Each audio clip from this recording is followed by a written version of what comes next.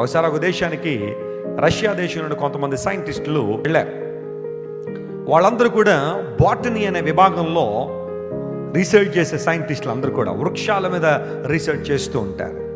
సరే, వాళ్ళు అలా రష్యా దేశంలో ఆయా ప్రాంతాల్లో తిరుగుతుంటే ఒక క్లిఫ్ కనబడింది. అంటే ఒక కొండ, నిటారుగా ఉన్న కొండ ఒకటి కనబడింది. అక్కడికి వచ్చారు. కరెక్ట్గా ఇప్పుడు నేను స్టేజ్ మీద ఎలాగైతే నిలబడ్డానో ఆ క్రిందంతా పెద్ద లోయ ఉంటుంది. కొండ కరెక్ట్గా ఎవరో కట్ చేసినట్టుగా అలాగే ఉంటుంది. చాలా ప్రమాదకరం అన్నమాట. ఎంతో అనుభవం ఉన్న వాళ్ళు కానీ, లేకపోతే ఆ విధానంలో ట్రైన్ అయ్యే వాళ్ళు కానీ తప్ప ఆ కొండ కిందకి దిగలేరు.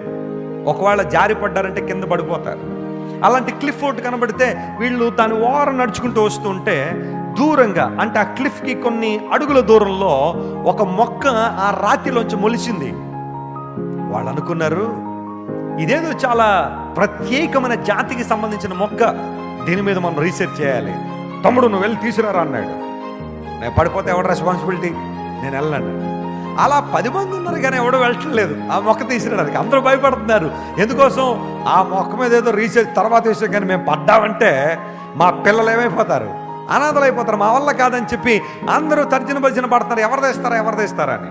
ఈ లోపల కుర్ర నడిచి వస్తున్నాడు. అలా వాడిని పిలిచారు, రే బాబు, అక్కడ మొక్క ఉంది, మేము పట్టుకుంటాం, అందరం ఒక తాడు ఉంది మా దగ్గర, నువ్వు ఆ తాడు కొనబట్టుకో, మేమందరం పైన ఇక్కడ పట్టుకుంటాం, నువ్వు వెళ్ళి ఆ మొక్కను తీసుకురా అంట. నేను తేను అన్నాడు. అరే 10 మంది ఉన్నారో మేము, నిన్ను పడేయం, నేను జాగ్రత్తగా మేము పైకి తీసుకొస్తాం, నీకు డబ్బులు కూడా ఇస్తామని వాళ్ళు ఎంతో కన్విన్స్ చేస్తున్నారు. కానీ వాడు అస్సలు ఒప్పుకోవట్లేదు. పోనీ అక్కడ నుంచి వెళ్తానంటే వెళ్ళట్లేదు, అక్కడే ఉంటున్నాడు కానీ ఒప్పుకోవట్లేదు.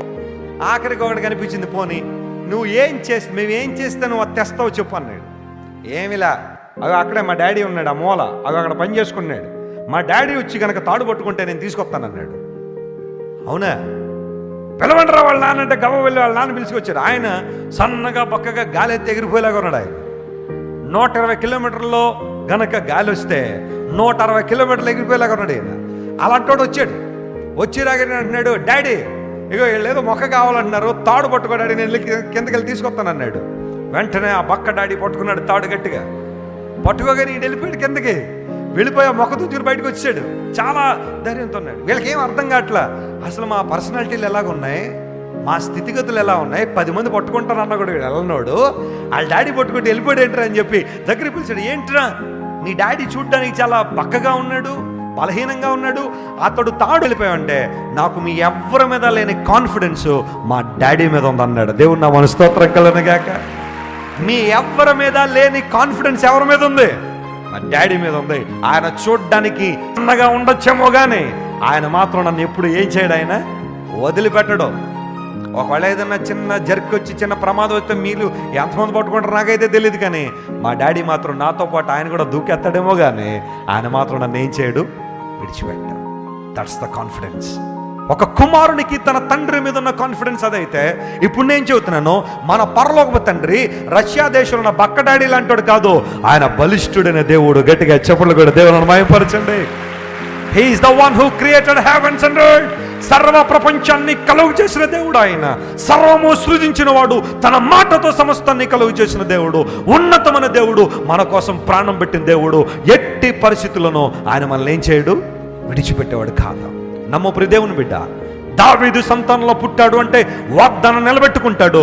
రెండవది, మృత్యుంజయుడు అనగా అపారమైన శక్తి సంపన్నత కలిగిన వాడు.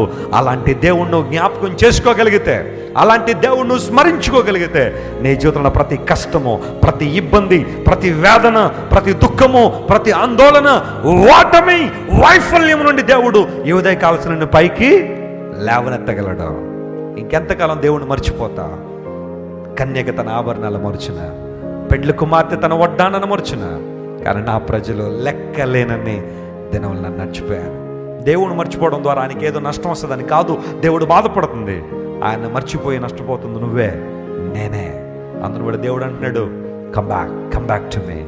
నా సువార్త ప్రకారం దావీదు సంతానంలో పుట్టి మరణాన్ని జయించి తిరిగి లేచిన యేసయ్యని జ్ఞాపకం చేసుకోండి. ఎప్పుడు ఆయన మన మధ్యలో, మన ఆలోచనలు, మన తలంపులో ఎప్పుడు మన ప్రభు ఉంటే మన ఉన్నతమైన స్థితిని నడిపిస్తాడు.